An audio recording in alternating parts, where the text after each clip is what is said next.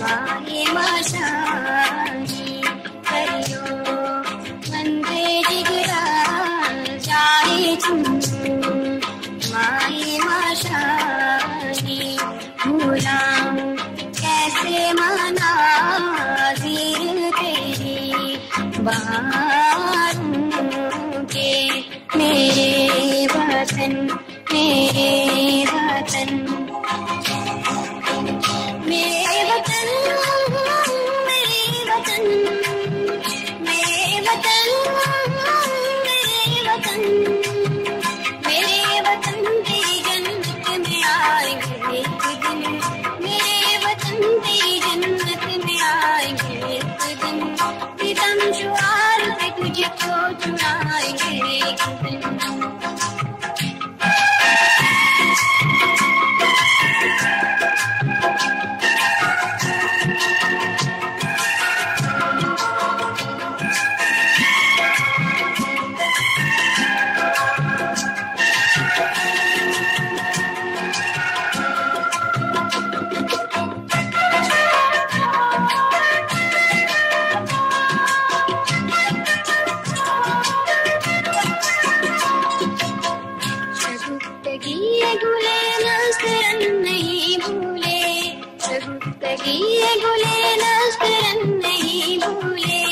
हसीन फूल के वो अंजुमन नहीं भूले हसीन फूल के वो अंजुमन नहीं भूले तेरी बहार में फिर मुस्कुराएंगे एक दिन तेरी बहार में फिर मुस्कुराएंगे एक दिन मेरे वतन तेरी जन्नत में आएंगे एक दिन करियो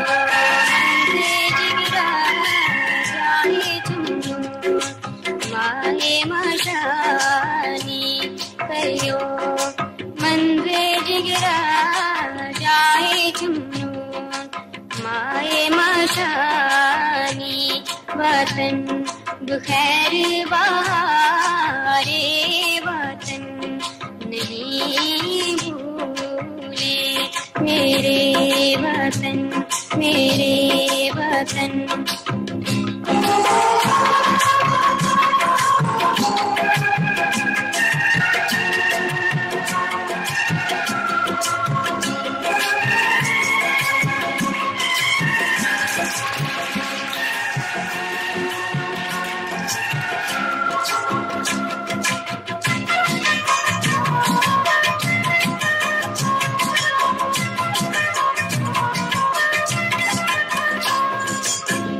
चाहते हक के लिए कर रहे हैं तैयारी चाहते हक के लिए कर रहे हैं तैयारी दिखाएंगे सब दुश्मन को शान कहानी दिखाएंगे सब दुश्मन को शान कहानी तेरी फिजाओं में कलियां खिलाएंगे एक दिन तेरी फिजाओं में कलियां खिलाएंगे एक दिन मेरे वतन तेरी जन्नत में आएंगे एक दिन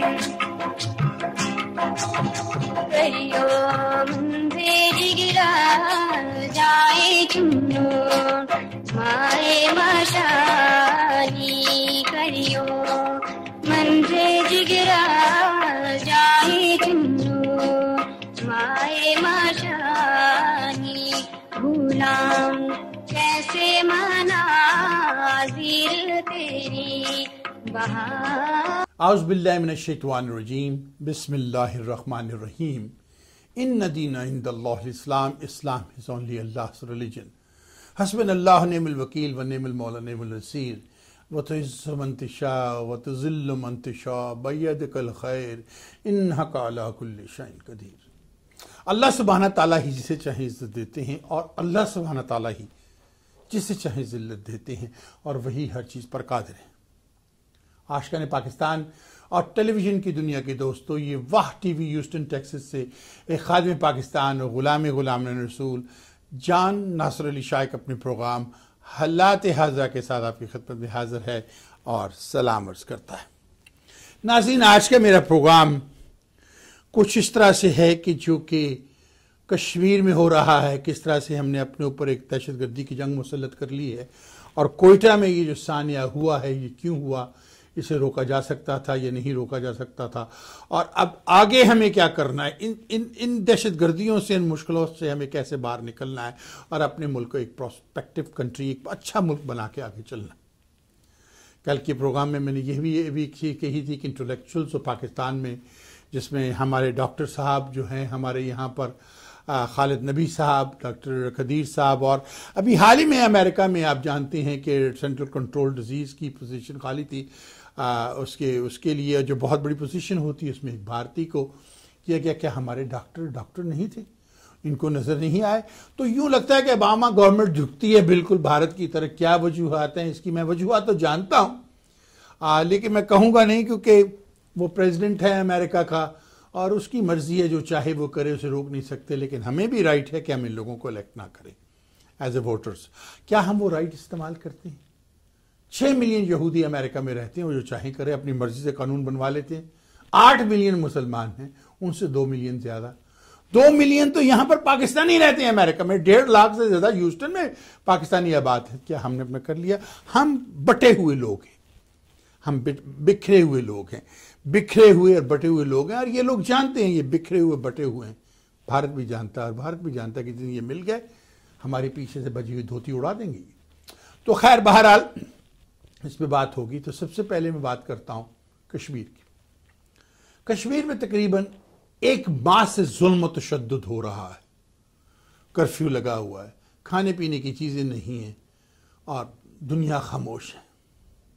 वहां छर्रों के जरिए बच्चों की आंखों की बनाई चली गई है, उनको अंधा किया जा रहा है। राजनाथ सिंह जैसा डाकू, लुटेरा, दहशतगर्द, बंदर की शक्ल वाला ये कुत्ता चलता हुआ पाकिस्तान आया, सांस चढ़ी हुई, यूं लग रहा था कि कोई बदमाश, कोई गुंडा पाकिस्तान आ रहा है। ये भारतीय लीडर नहीं लग रहा था, गुंडा लग रहा था। पहली बात, हुकूमत पाकिस्तान से सवाल ये करता हूं कि जब ये आदमी दहशतगर्दी फैला रहा था, तो आप सोचें जरा कि जब नरेंद्र मोदी ने दुनिया में दहशतगर्दी फैलाई, गुजरात भी किया था, दुनिया ने उसकी एंट्री बैन कर दी, उसको अमेरिका ने, कई कंट्री ने वीजा देने से इनकार कर दिया।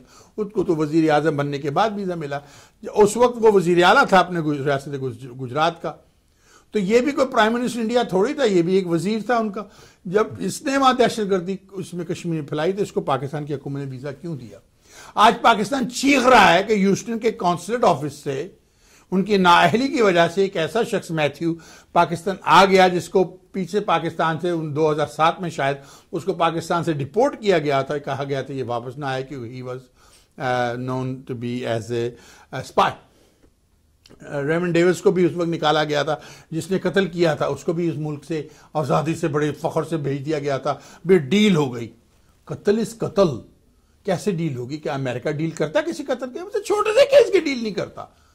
क्या उन्होंने आफिया सदीकी को छोड़ दिया, 80+ ईयर जेल में फेंक दिया? आप कुछ कर सकते हैं? इतनी हिम्मत है? वो आके उठा के रेवन डेविस को, जिसने आपको मुल्क के बंदे मारे ले गया।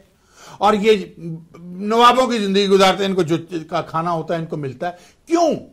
क्यों हमें पाकिस्तान का जो कौंसिल ह्यूस्टन में है उनको क्यों रिस्पांसिबल नहीं ठहराया जाता कि तुमने कैसे वीजा दिया? कल कितने दहशतगर्दों को वीजा दे चुके होंगे, कितने दहशतगर्दों के पासपोर्ट बना चुके होंगे। ये चीजें हम तो उनसे डील नहीं करते। मेरे बेटे की वजह से अभी मुझे कौंसिल ऑफिस में जाना पड़ा, और जब वो वीजे के लिए गया, बेटा मेरा जो आजकल इस मुल्क से बाहर है, तो जब वीजे के लिए गया तो कहा जी आप 6 हफ्ते के बाद आइए, आपका वीजा इस्लामाबाद से अप्रूव हो गया। उसने क्यों? मेरा क्या कसूर है? मैं अमेरिका में बॉर्न हूँ, मेरे दोनों माँ भी है, बाप भी दोनों पाकिस्तानी है, और मेरा बाप और मेरी माँ बहुत पेट्रियाटिक पाकिस्तानी है।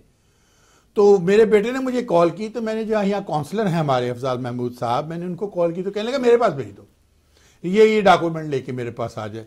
तो मेरा बेटा उनके पास गया, उन्होंने उसको वीजा लगा दिया। अब मुझे काउंसलर को कॉल क्यों करनी पड़ी? मैं जान शायक था मेरे बेटे को फौरन वीजा मिलने वाला, 6 हफ्ते वो रुलता रहता।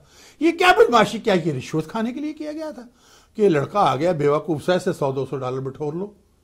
ये बदमाशियां कब छोड़ेंगे हम? कितने और पाकिस्तानी हैं जो जेलस से आते हैं, मुख्तलिफ जगह से आते हैं, उनको उस दिन वीजा मिल जाता है। कई लोगों को कह के टरका देते हैं पासपोर्टों की, जैसे कि किसी ने अगर अपनी नेशनैलिटी दोबारा वापस लेनी है तो उसके लिए यहां जाओ वहां जाओ।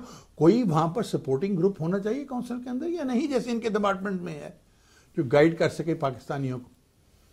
खैर, ये जरा आउट ऑफ सब्जेक्ट हो जाएंगे, इस पर फिर कोई प्रोग्राम रखेंगे। लेकिन ये कश्मीर में जो हुआ, आपने राजनाथ सिंह को कैसे पाकिस्तान आने दिया? वो कुत्ते की तरह भौंकता हुआ भारत गया, और वो भारतीय कुत्ता, यानी बंदर के मुंह वाला भारतीय कुत्ता अपने लोकसभा में जाके भौंकता रहा। अरे भौंकता रहा, वहां बाकी कुत्ते भी उसको देख के भौंकने लगे, तालियां बजाने लगे उस कुत्ते को देखे। कुत्ता जबरदस्त भौंक के आया पाकिस्तान में। जब वो कुत्ता पाकिस्तान आया था राजनाथ सिंह, तो उस भारतीय दहशतगर्द पीछे से दूधी बधे हुए कुत्ते को आपने वहां गिरफ्तार क्यों नहीं कर लिया? उसको गिरफ्तार कर लेते, चीखता भारत दुनिया में। और जब चीखता भारत दुनिया में, तो आपके पास एक बेहतरीन मौका होता कि दुनिया के सामने रखें आप कि देखो, इस राजनाथ सिंह ने छर्रों से गोलियां मार मार कर बच्चों को अंधा कर दिया। मैं राजनाथ सिंह को इंटरनेशनल कोर्ट के अंदर ले जाना चाहता हूं, जैसे उसके जब यूगोस्लाविया सेपरेट नहीं हुआ था, तो उसके क्रिश्चियन फौजी को वर्ल्ड कोर्ट के अंदर लाकर, आलमी अदालत के अंदर लाकर सजाए मौत दी गई थी। राजनाथ सिंह को भी इसमें लाके क्रिमिनल, और इनके प्राइम मिनिस्टर को भी लाके क्रिमिनल मैं दिलवाना चाहता हूं कि आप मेरी हेल्प करेंगे, कि मुझे सब कुछ करना पड़ेगा, और मैं करूंगा, क्योंकि ये दुश्मन है कश्मीरी बच्चों का। इसने हमारे बच्चों की आंखों की बिनाई छीनी है। दांत चले जाएं तो सिर्फ टेस्ट चला जाता, आंखें चले जाए तो जमाना चला जाता है, वर्ल्ड इज गॉन। इसने उन बच्चों को अपाहज कर दिया। ये उनकी विल तोड़ने के चक्कर में है। तुम विल नहीं तोड़ सकते, क्योंकि हम उस नबी की उम्मत हैं जिसने पेट पे पत्थर बांध लिए थे। हम उस हुसैन को मानते हैं जिसने अपने 6 साल के बच्चे की लाश लाके उसी हज़रत बीबी बानो के कदमों में रख दी थी कि तेरा मासूम बच्चा शहीद हो गया। हमें सब्र करना हुसैन ने सिखा दिया है। हम उन कटे हुए बाजुओं को देखते हैं, अब्बास अलमदार के बाजू, उसने अपनी भतीजी के लिए क्या किया, दांतों से मशकीजा उठा लिया। हम तो वो कौम हैं, हम तो उनके मानने वाले हैं, उन्हें हमें सब्र करना सिखा दिया है। तुम हमारी विल नहीं तोड़ सको। तो भारतीय कुत्तों, दहशतगर्द कुत्तों, पीछे से धोती बांधने वाले राजनाथ सिंह, तू नहीं तोड़ सकता इन कश्मीरियों के विल को। हैविंग सेड दैट, अब इधर आते, वो पाकिस्तान से गया, उस वक्त हमें मुहतात हो जाना चाहिए। जिस तरह जाके कुत्ता भौंका भारत में, हमें उसके कुत्ते के भौंकने से फौरन अंदाजा लगाना चाहिए था कि अब कुछ होगा। हमने कोयटा में उसने जाके हमारे ऊपर हमला करवा दिया। और हमारे आईजी पुलिस क्या कहते हैं जी, वो देवर वेल प्लान्ड, बहुत प्लान की थी। उन्होंने प्लानिंग की थी, तो आपकी प्लान क्या धूप सेकने गई हुई थी? किस चीज की वर्दी पहनी है, किस चीज के पैसे आपको मिलते हैं भाई? क्या करते? तुम्हारी ये जो सारी प्लानिंग होती है, ये कहां मर गई हुई थी? आपने प्लान, वहां तो सिक्योरिटी के पास कोई गन नहीं है, सिक्योरिटी गार्ड नहीं है। आपको सोचना चाहिए था आईजी पुलिस साहब, आपको सोचना चाहिए था कि यहां पर प्रेसिडेंट की लॉश लेने को आएंगे बार एसोसिएशन की, कि कोई हंगामा ना हो जाए, कोई प्रॉब्लम ना हो जाए। वहां रखते। आपको अब एक बात बता दो, 911 हुआ अमेरिका में, हुआ या नहीं हुआ उसको छोड़ दे। उसके बाद president United States came up with a policy to protect America, to make sure they noted. Beautiful way the President of the United States acted. Homeland Security, I 100% support the President of the United States. National security should be the number one in the country. The President of the United States did nothing. He protected America the best way he knew. हम चीखते रहे, हमारी privacy, हमारी ये, your emails are checked, your phones are checked, your name check on airport. That thing, no, I agree with it. I agree with the President. He's right. तो ये चीज हम पाकिस्तान में क्यों नहीं कर सकते? फिर अमेरिका में 4th जुलाई की परेड होती है, थैंक्स गिवन परेड होती है, मुख्तलिफ परेडें होती हैं। हजारों पुलिस ऑफिसर ने कहा भाई जैसा तू कमांडर चीफ वैसा मैं एयर मार्शल, तुम्हारे कहने पे मैं कैसा हूं। प्राइम मिनिस्टर से कहो। जब वो प्राइम मिनिस्टर साहब के पास गए तो क्लिंटन साहब बीच में घुस पड़े और उन्होंने कारगिल की जंग रुकवा दी। उस वक्त जनरल मुशर्रफ साहब को क्या चाहिए था? बाद में जो आपने नवाज शरीफ को बतला, वहां नवाज शरीफ को उतार देते और अवाम को बताते कि ये हालात हैं, ये मिला हुआ है, और उसकी सारी दास्तान रख देते। अवाम तुम्हें कभी गद्दार न कहती, कभी तुम्हारे पर, उस वक्त आप पूरी नेवी एयरफोर्स के साथ भारत पे चढ़ाई कर देते। आपने अपनी दौरे हुकूमत में जनरल मुशर्रफ साहब कहा था जंग हुई तो भारत में होगी, भारत की टेरिटरी में होगी, ये वही टेरिटरी में होती जंग। आपके पास इतने बेहतरीन जनरल बैठे, जनरल हमीद गुल को भी साथ मिलाते, ये कागज के शेर और ये कहने की क्या जरूरत थी? कुछ सियासी गलतियां आपने की। फिर वो काणे द जाल, वो जो काना द जाल आपने जिसको आपने उतार दिया, तो उस काणे द जाल के पीछे पड़ने की क्या जरूरत थी? क्या वैल्यू थी उस काणे द जाल? जस्टिस सुप्रीम कोर्ट का काना द जाल चौधरी जो था, उस काणे द जाल ने आपको डाउनफॉल ले आया, वो काना द जाल बाकियों के साथ मिलकर।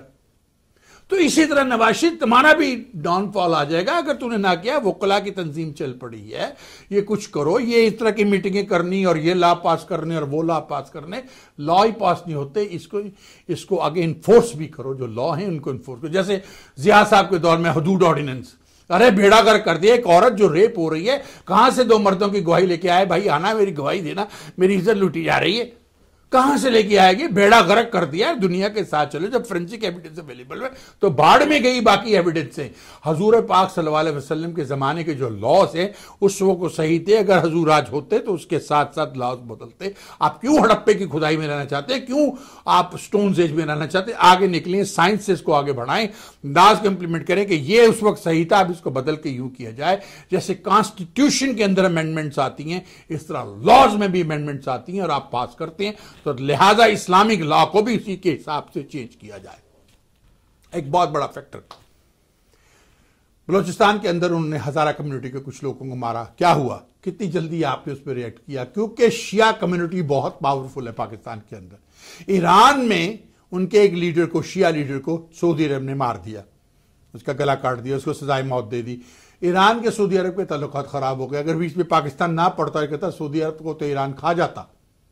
सऊदी अरब से चलता है तो अमेरिका की बलबोसी पे चलता है। फिर अमेरिका के साथ ईरान ने अपने ताल्लुकात ठीक कर लिए। क्यों? क्योंकि अब उसे पता है कि मैं यहां ठीक कर लूं, कि मैं जब सऊदी अरब पे कभी कोई प्रॉब्लम करूं तो यहां से मुझे प्रॉब्लम ना आए, ये न्यूट्रल रहे।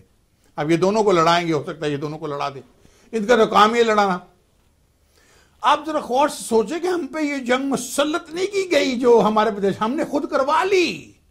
आपने क्यों नहीं माना उस वक्त जनरल जिया साहब ने जो हरकत की कि जैसे मदीना में आए थे मक्का से हिजरत करके या अफगानी हिजरत करके आ रहे, वो अफगानी पूरे पाकिस्तान में फैल गए और दहशतगर्दी फैला रहे। और हमारे पास वो जो हमारे पास अचकजई है, वो दुश्मने पाकिस्तान, तू कह रहा है कि अभी अफगानिस्तान में वापस क्यों जाएं?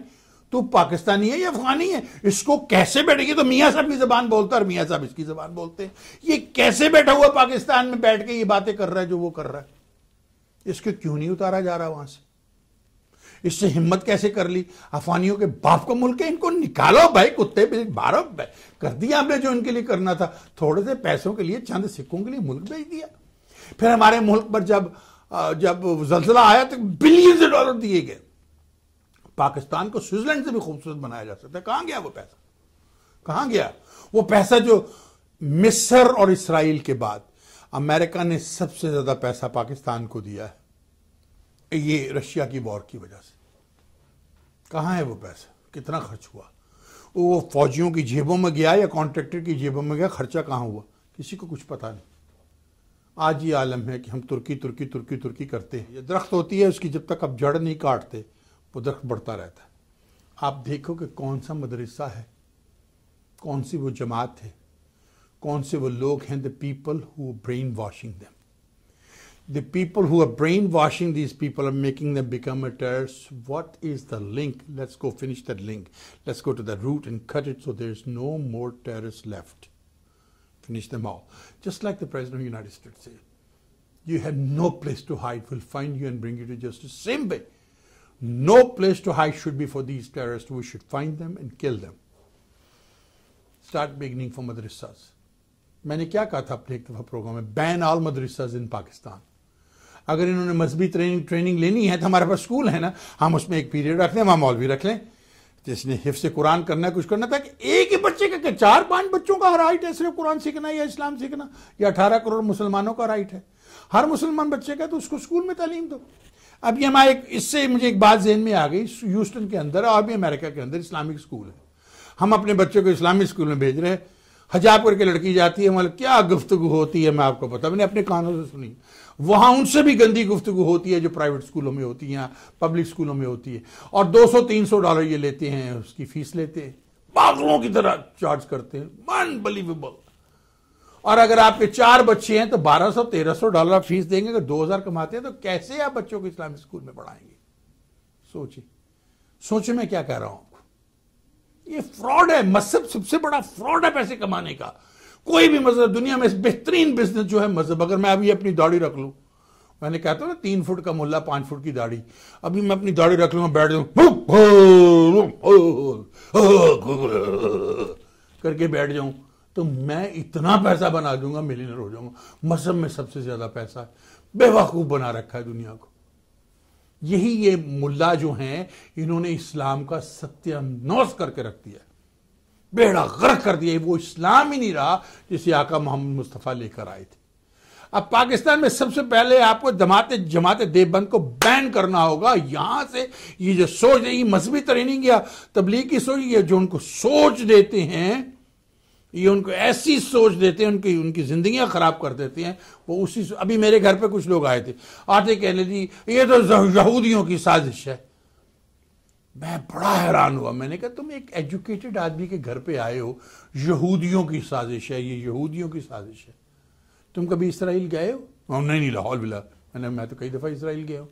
लाहौल विला क्या है? वहां बैतुल मुक़द्दस है कि इसराइल जाना गुनाह है? यार खुदा के वास्ते, खुदा के खौफ से डरो। हर जगह पे इसराइल की साजिश है। आप खुद ही अपने दुश्मन को अपने ऊपर मुसल्लत कर लेते हैं। जैसे हम कहते हैं हमने जंग मुसल्लत कर दी, मुसल्लत की नहीं, हमने करवा ली। इस जंग को रोका जा सकता था, हमने इसको बढ़ा दिया। हमने शायद जनरल ज़िया साहब के होकर कि मैं ये बढ़ा दूं ताकि मुझे और पैसे मिलते रहें। जनरल ज़िया साहब ने, माफ़ी चाहता हूँ, ये सोचा कि इसको बढ़ा दूं ताकि और पैसे मिलते हैं। मुशर्रफ में भी यही सोचा हो, इसको बढ़ा दो, एक मरवा दो, 4 भगा दो ताकि और पैसे मिले।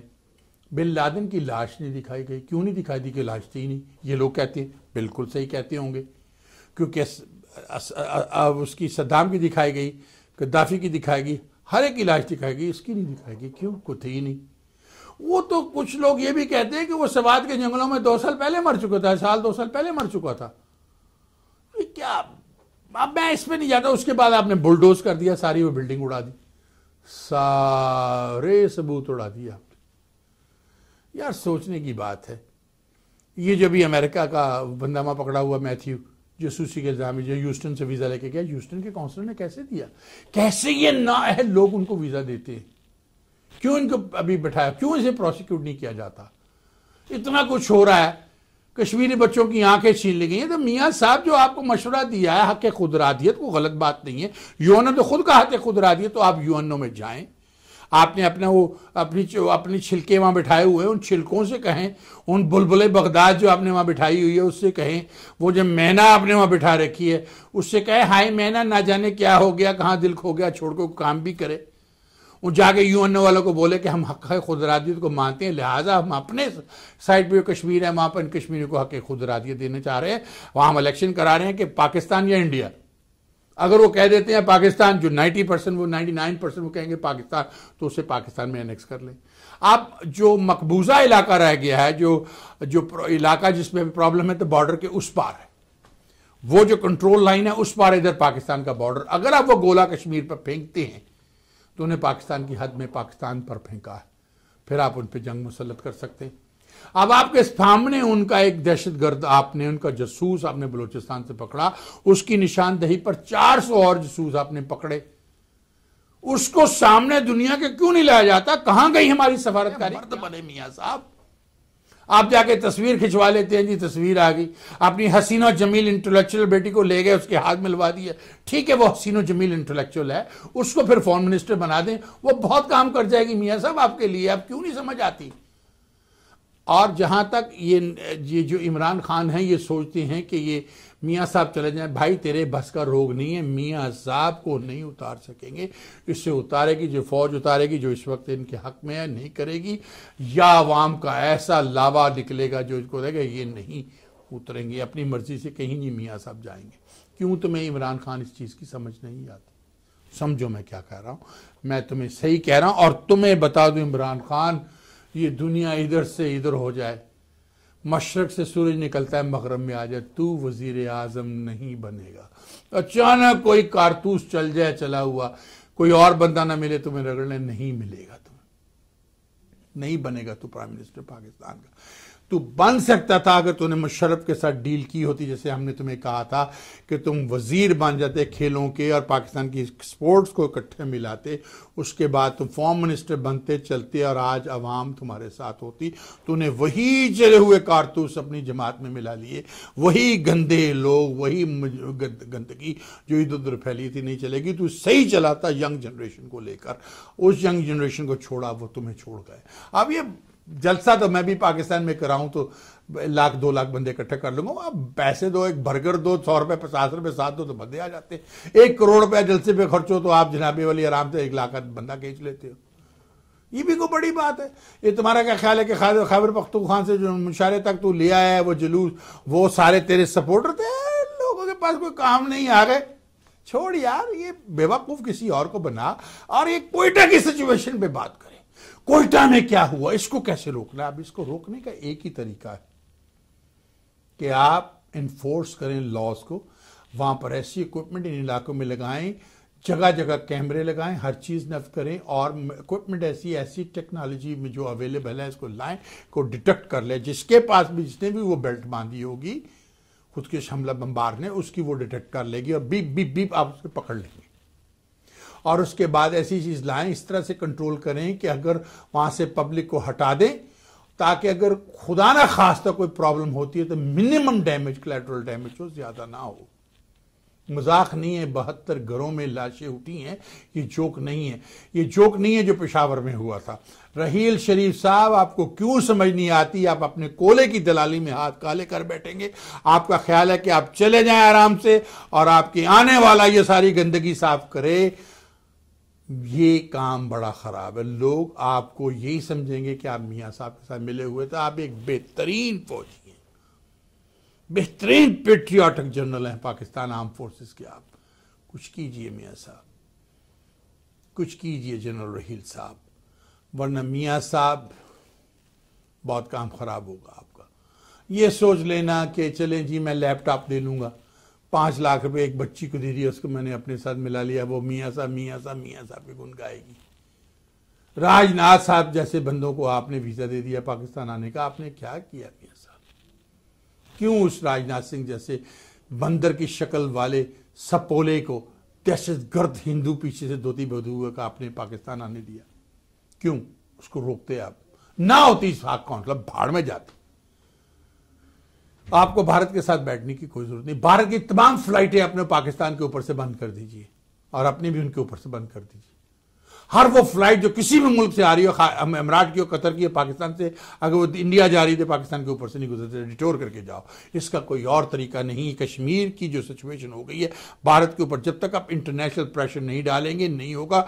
हिलरी क्लिंटन अगर प्रेसिडेंट की खामद ने किस कदर नुकसान पहुंचाया था पाकिस्तान को, ये उससे भी ज्यादा नुकसान पहुंचाएगी, क्योंकि नेशनल सिक्योरिटी पर ये किसी से कंप्रोमाइज नहीं करते ये लोग, और करना भी नहीं चाहिए। Because national security of the country is the most important thing. America will never compromise with anybody on national security, and I think I'm 100% agree with that. They should not. तो उसी तरह Pakistan should not. Why Pakistan is compromising on national security? तो मैंने जो मशवरा prime minister Pakistan को दिया था कि ये इंटेलेक्चुअल जैसे खालिद नबी हैं, डॉक्टर कदीर हैं, हमारे कयूम साहब हैं, कयूम मियाँ साहब हैं, और पाकिस्तानी हज़ारों लाखों पाकिस्तानी हैं मुझसे बाद जो इंटेलेक्चुअल हैं, इन इंटेलेक्चुअल को इनकी फील्ड के अंदर पाकिस्तान में यूज़ किया जाए। एक थिंक टैंक बनाया जाए, उस थिंक टैंक में जैसे जैसे लोग हैं उनको वहाँ फिट करके। अब हमारे पाकिस्तानी यहाँ पर हैं, ताहिर जावेद साहब, बड़ी मेहनत की, मिलियंस डॉलर ने हिलरी क्लिंटन को इकट्ठा करके दिया। मैं कि ये नहीं कहूँगा कि जावेद साहब आपने गलत किया, लेकिन आप सोचें कि इसको कैश अब कैसे करना। ये आप अकेले बैठ के अगर सिर्फ अपने लिए सोचेंगे तो नहीं होगा। आप कम्युनिटी के लीडर बने। आप ये 2-4 लोगों को चोला सा देती हैं, लेकिन आप कम्युनिटी के लीडर बने, आप बन सकते हैं। आपने बड़ा अच्छा ताहिर जावेद साहब काम किया, करते चले जाएं, लेकिन सोच समझ के। ये वही औरत है जिसके शौहर जो अब प्राइम मिनिस्टर, जो प्रेसिडेंट का इलेक्शन लड़ रही है, हिलरी क्लिंटन, अगर बन गई तो पहली खातून प्रेसिडेंट होगी अमेरिका की। लेकिन इसके शौहर ने जितना डैमेज पाकिस्तान बनाया वो इन्फ्लुएंस होगा, वो इसको बताएगा, डेफिनेटली बताएगा। वो फर्स्ट मैन होगा वाइट हाउस के अंदर, वो बताएगा कि किस तरह से हुकूमत चलानी है, और ये उसके ऊपर बड़ी हावी होगा और ये पाकिस्तान को बहुत नुकसान पहुंचाएंगे, बहुत लेट हो जाएगा। अगर हिंदुओं के साथ कहीं भी आपको डील करना है, जैसे मैंने कल के प्रोग्रामों में भी और अपनी स्पीचेस में भी कहा था, हिंदुओं के साथ एक ही तरीके से डील किया जा सकता है कि इनको अपना गुलाम बना लो। अगर इनको गुलाम नहीं बना सकते हो तो आप इनके साथ, हमने 800 बरस इन्हें गुलामों की तरह रखा, जो ही हमने इनको आज़ाद किया ये इन्होंने सत्यानाश करके रख दिया। इन्होंने आज़ादी ली, उसकी तोपों में क्या क्या भर दिया टीपू सुल्तान की, वरना ये तो गुलाम कौम थी, गुलामी में ही रह सके। अंग्रेज़ों के भी गुलाम थे, हमारे भी गुलाम थे, अंग्रेज़ों ने भी इनको गुलाम बना के रखा है। जी साहब जी करके अंग्रेज़ों के साथ ये चलते रहे। तो नाज़रीन, ये बहुत इंपॉर्टेंट है, आने वाले कल को देखें कि हमारे साथ क्या होगा। इस तरह के और प्रॉब्लम पाकिस्तान के मुख्तलिफ हिस्से ना हो, और एक कातिल जो होता है, एक दहशतगर्द जो है, वो यहाँ से भाग के या तो पंजाब चला जाता है, या वो सिंध चला जाता है, या खैबर पख्तूनख्वा चला जाता है, या वो भारत बॉर्डर का देखें ना, ये है आपको, इधर आप इंडिया है, ये पंजाब है, ये सिंध है, ये बलूचिस्तान है। यहाँ से भाग के या तो वो इंडिया चला जाएगा, या वो सिंध में छुप जाएगा, या वो पंजाब में आके छुप जाएगा। पंजाब में रेंजर जा नहीं सकते जी, आपने उसे क्यों इजाजत नहीं देते पंजाब में रेंजर्स को? Why you should allow them to come in Punjab, क्योंकि आप गलत कर रहे हैं। ये चीजें बड़ी सोचने की हैं, इसको देखिए। अगर आपने ना किया तो इसी तरह के साने होते रहेंगे, और ये हम अफोर्ड नहीं कर सकते, और एक दिन हम दहशतगर्दी के अंदर इतनी जैसे पड़े हुए हैं, सिविल वार में चले जाएंगे। और इंडिया यही चाहता है कि इनके मुल्क में सिविल वार हो। फौज सिविल वार को कभी हैंडल नहीं कर सकती, और बॉर्डरों से इंडिया धकेल कर अंदर आ जाएगा। आप हिंदुस्तान की सियासत को समझें। मियाँ साहब किते पाकिस्तान दे टुकड़े ना करवा देना इस कुर्सी दे चक्कर चो, खुदा दा वास्ता जरा सी भी तेरे दिल के अंदर पाकिस्तान की मोहब्बत है तो मियाँ नवाज शरीफ छोड़ दे इस कुर्सी को आप पे जे लानत पाओ, लाओ इलेक्शन करो। अगर आप इलेक्शन जीत जाते हैं उसमें दोबारा, कोई आपको कुछ नहीं कह सकता। जीत के आ जाइए, छोड़ दीजिए इनको। इमरान खान को मौका ना दो। अगर इमरान खान ने मौका दिया तो कुछ लोग ये भी कहते हैं कि इमरान खान CIA की पेरोल पे, मैं तो नहीं जानता, कहते हैं जी इमरान खान CIA की पेरोल पर है। क्या वो है? उसकी भी पैनवा लीक्स में कंपनी थी, क्या उसने डिक्लेयर की? अरे जो शख्स अपनी बेटी को बेटी नहीं मानता वो क्या करेगा? उसको तो चाहिए था कह देता मैंने खुफिया तौर पर निकाह पढ़ा लिया था, वो मेरी बेटी है, और उसको ऑन करता।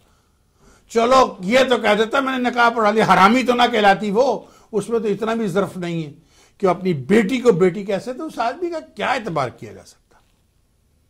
सोचने वाली बातें हैं। कम से कम मियाँ नवाज शरीफ सब अपनी बेटियों को बेटियां तो मानते हैं, और माशाल्लाह माशाल्लाह कहते हैं क्योंकि उनकी औलाद है, इंटेलिजेंट है वो।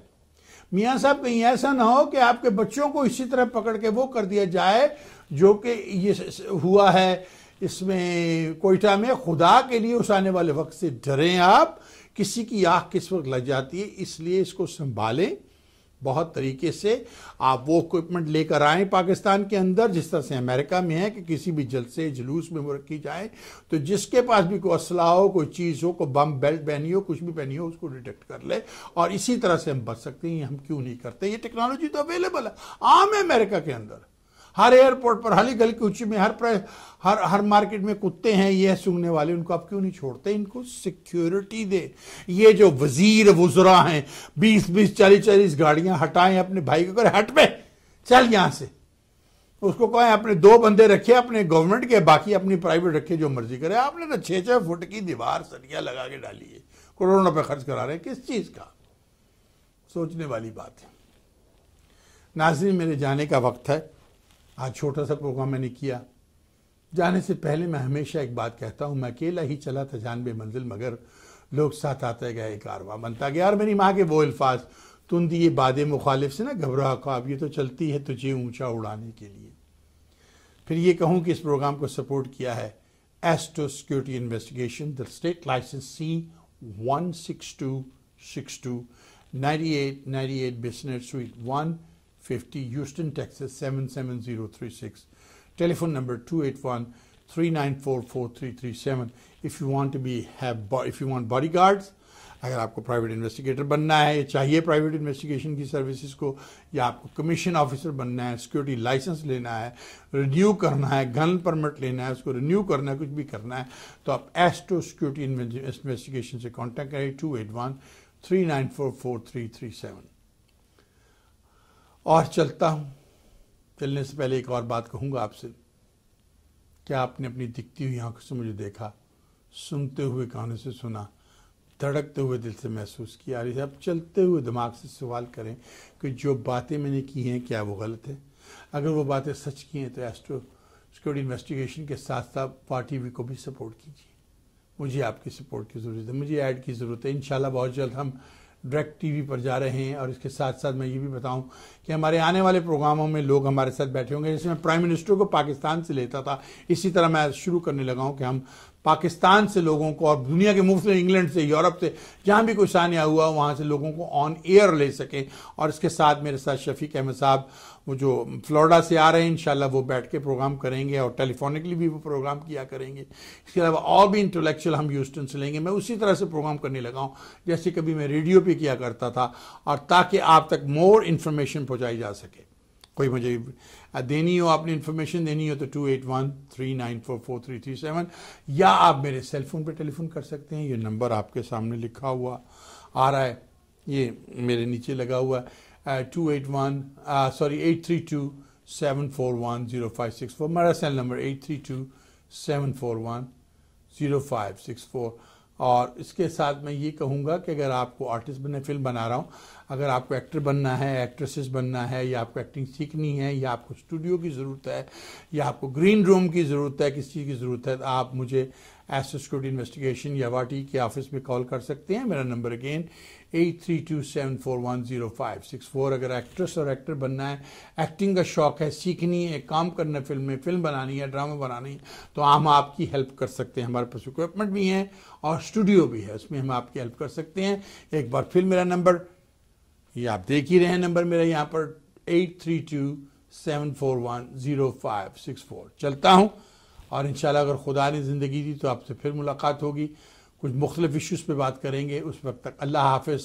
पाकिस्तान जिंदाओ, पाइंदाबाद।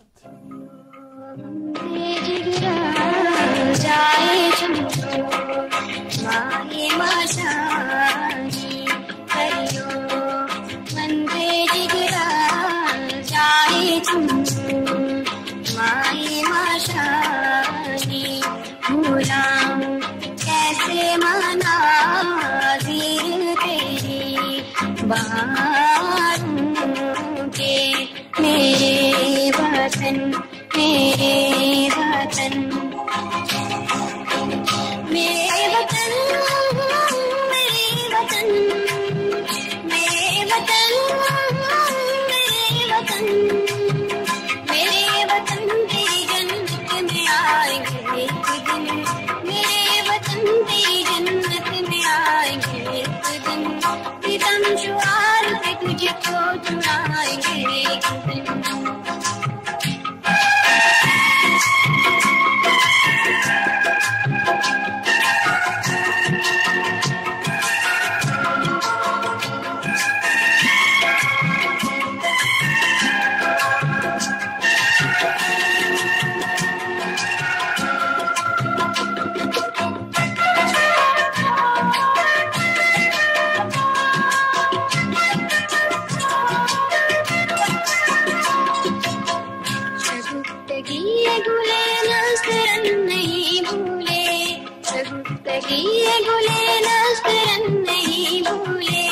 हसीन फूलों के वो अंजुमन नहीं भूले, हसीन फूलों के वो अंजुमन नहीं भूले, तेरी बहार में फिर मुस्कुराएंगे एक दिन, तेरी बहार में फिर मुस्कुराएंगे एक दिन, मेरे वतन तेरी जन्नत में आएंगे एक दिन।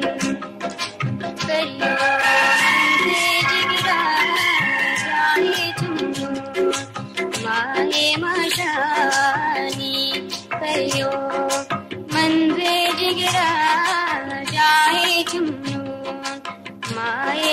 मशानी वतन बखैर बहारे वतन नहीं भूले मेरे वतन मेरे वतन।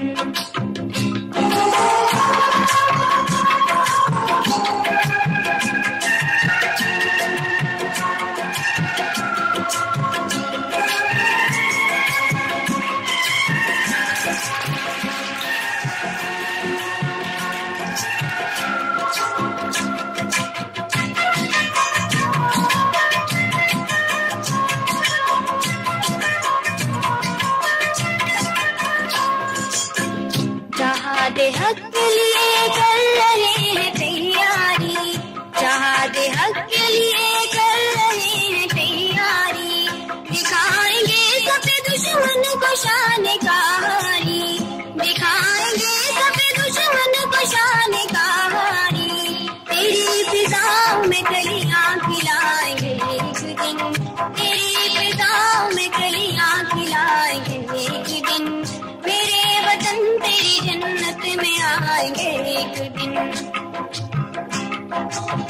करियो मुझे जिगरा जाए चुनो माए मशानी, करियो मुझे जिगरा जाए चुनो माए मशानी।